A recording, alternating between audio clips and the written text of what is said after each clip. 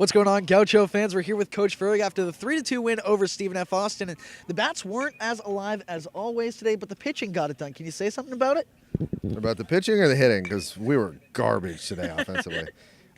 Breck was good. Breck's really good, and thank God he was pretty sharp today. We didn't help him out again defensively or offensively.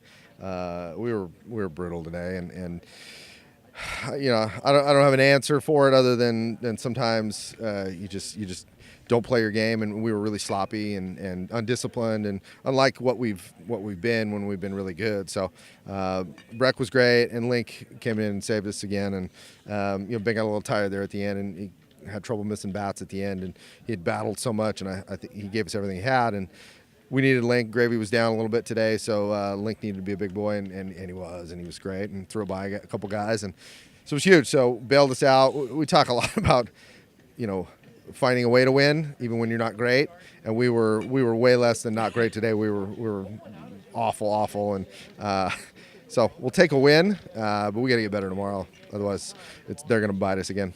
Well, this was just a good win down the stretch for your pitchers, but let's talk about that Tommy Juice steal for a second. And it's not every day you see somebody steal home. Was that all you who was calling that play? No, I like to take credit for a few things. No, that was Fontino. So we had talked about it earlier in the game.